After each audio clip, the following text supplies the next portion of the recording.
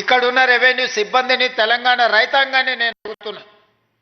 దాదాపుగా 65 సంవత్సరాలు మన భూములకు సంబంధించిన వివరాలు, మన భూముల ఖాతాలు, 69 లక్షల కమతాలకు సంబంధించిన వివరాలను ఈ రెవెన్యూ సిబ్బందే కాపాడారు కదా. వీళ్ళే కదా మన హక్కులను భద్రంగా పొందుపరిచింది.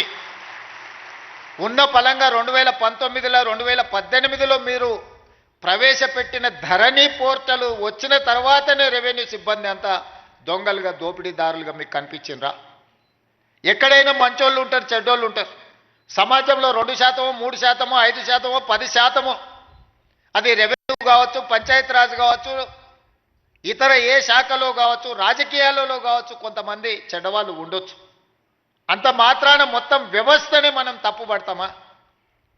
చెడ్డవాళ్ళుగా ఉన్న వాళ్ళని శిక్షించుకుంటూ వాళ్ళ అవకాశాలు తగ్గించుకుంటూ శాఖలను ప్రక్షాళన చేసుకుంటూ ముందుకు వెళ్ళాలి. ఇంట్లో ఒకవేళ ఎలక దూరితే ఇల్లు తగలబెట్టుకోము కదా, పొగబెట్టి ఆ ఎలకను పట్టుకునే ప్రయత్నం చేయాలి తప్ప ఇల్లు తగలబెట్టుకునే విధానం ఎక్కడైనా మనం చూసినామా? మరి గత ప్రభుత్వం మిమ్మల్ని దోషులుగా, మిమ్మల్ని బూచీగా చూపించి చట్టాలను మార్చి, ఆ చట్టాలను కొద్దిమందికే చుట్టాలుగా మార్చి వేలాది ఎకరాలను కొల్లగొట్టే ప్రయత్నం జరిగిన మాట వాస్తవం కాదా?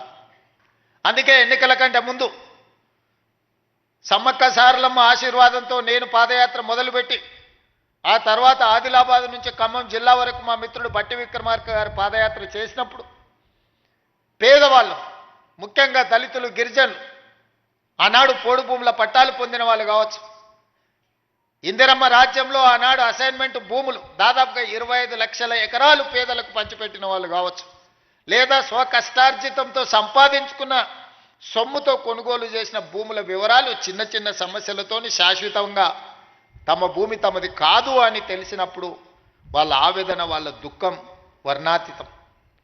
తను కష్టపడి జీవితాంతం తనకు గ్రామంలో గుర్తింపు, గౌరవాన్ని తెచ్చిపెట్టిన తన సొంత భూమి తనది కాకుండా పోతున్నప్పుడు ఆ భూ యజమాని యొక్క బాధను మనం అర్థం చేసుకోవాలి.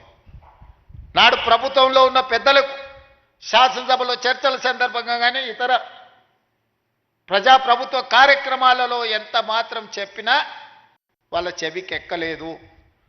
అందుకే చివరగా మేము చెప్పినాం, మా ప్రభుత్వం వస్తుంది, ధరణిని ఆనాటి ప్రభుత్వం చేసిన చట్టాన్ని బంగాళాఖాతంలో ఇసురుతామని.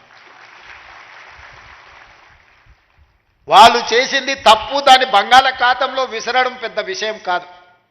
ఈనాడు మనం చేస్తున్న చట్టం పేదలకు చుట్టాలుగా ఉండాలి, పేదవాడి సమస్యని పరిష్కరించాలి, పేదవాడికి అనుకూలంగా సరళంగా ఉండాలి. దాన్ని అమలు చేసే రెవెన్యూ సిబ్బంది కూడా దీని పట్ల అవగాహన పెంపొందించుకొని దాన్ని అమలు చేయాలన్న ఆలోచనతోనే నిరంతరం కమిటీలను కోదండ రెడ్డి గారి నేతృత్వంలో రేమండ్ పీటర్ గారిని, సునీల్ని, చాలామంది సిబ్బందిని, అనుభవజ్ఞులను, ఐఏఎస్లను పెట్టి ఈ చట్టాలను వివిధ రాష్ట్రాలలో ఉన్న వాటిని కూడా పరిశీలించి ఆనాడు నిజాం పాలన నుంచి ప్రజాస్వామ్య ప్రభుత్వంలోకి వచ్చిన తర్వాత కూడా జరిగిన మార్పులు, చేర్పులను, చట్టాలను నిశితంగా పరిశీలించి వాటన్నిటిని కూడా ఒక అవగాహన కల్పించుకొని ఈరోజు నూతన ROR యాక్ట్ను ఈరోజు మనము తీసుకురావడం జరిగింది.